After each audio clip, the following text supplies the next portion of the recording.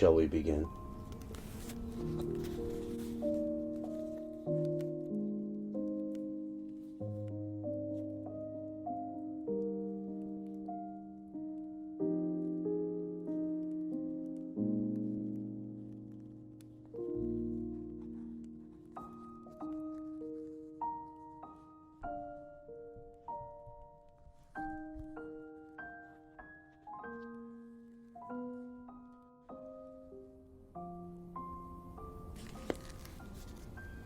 "'Twas the night before game day, and all through the stadium, not a player was resting, not even the tandem.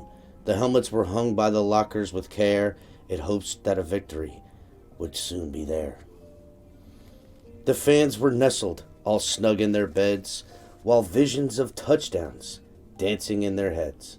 And coach with his playbook, and I in my cap, I just settled for a pregame night nap.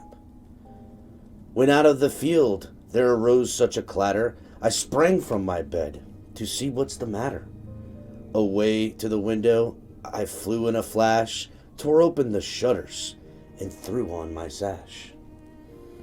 The moon on a breast of the freshly mowed grass gave the luster of midday to objects en masse, when what to my wonder eyes should appear, a miniature sleigh with 8 dolphin reindeer. With a little old driver, lively as a pike, I knew in this moment it must be Coach Mike. More rapid than eagles, his courses they came, and he whistled and shouted and called on them by name. Now Tua, now Waddle, now Hill, now Achan, on Armstead, on Howard, on Eichenberg, and Chosen. To the top of the end zone, to the top of the wall, now dash away, dash away, dash away all. As dry leaves that before the wild hurricane fly, when they met with an obstacle mountain to the sky. So up to the goalpost the coursers they flew, with a sleigh full of game plans, and Coach McDaniels too. And then in a twinkle I heard from the fleet the prancing of paws of each little cleat. As I drew in my head and was turning around, down the chimney Coach McDaniel came with a bound.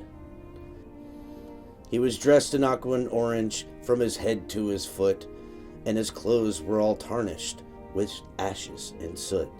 A bundle of playbooks he had flung on his back, and he looked like a coach just opening his pack. His eyes, how they twinkled, his dimples so merry.